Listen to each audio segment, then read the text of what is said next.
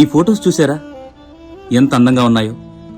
ఇవి ఎవరు తీస్తారో కూడా మీకు బాగా తెలుసు, మన ఫోటోగ్రాఫర్స్.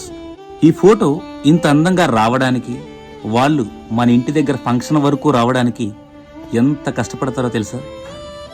100 డిగ్రీస్లో ఫీవర్ ఉన్నా, బయట 40 డిగ్రీస్ ప్లస్ ఎండున్నా, మైనస్ టెంపరేచర్లో విపరీతమైన చలి ఉన్నా, భారీ సెంటీమీటర్స్లో వర్షం ఉన్నా, ఒక్కసారి కాంట్రాక్ట్ ఒప్పుకున్నారు అంటే అంతే, వచ్చేస్తారు. నాకు తెలిసి మనం బాగా ఫంక్షన్ జరుపుకుంటే కొన్ని రోజులు చెప్పుకుంటారు.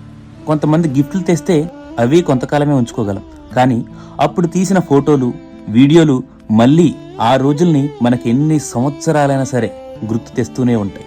అలాంటి కెమెరామెన్స్ని మనం ఎంత గౌరవిస్తున్నామో ఒక్కసారి ఆలోచించాలి. మన ఫంక్షన్కి ఎంతోమంది బంధువులు వస్తుంటే వాళ్ళందరినీ టైంకి భోజనం అయ్యేలా చూసుకుంటాం, కానీ 3 అయినా 4 అయినా 5 అయినా సరే వాళ్ళని మాత్రం పిలవం.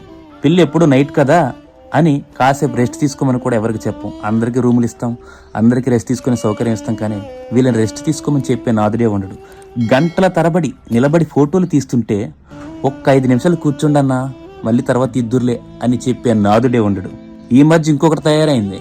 వాళ్ళ కెమెరాస్లో ఫొటోస్ తీయటమే కాకుండా మన ఫోన్లు కూడా ఇచ్చి, అన్న మా ఫోన్లో కూడా తీయరా అంటారు. సో నేనేమి వాళ్ళని గెస్ట్ లాగా స్పెషల్గా ట్రీట్ చేయమనట్లేదు. మీ బంధువులకి ఇచ్చిన రెస్పెక్టు, ఆ కొద్దిపాటి రెస్టు, భోజనం చేసే టైము వాళ్ళకి కూడా కల్పించండి. అలా చేస్తే మీరు ముందు మాట్లాడుకున్న దానికంటే ఫొటోస్ త్వరగా మీ ఇంటికి వస్తాయి విత్ క్వాలిటీతో. నన్ను నమ్మండి.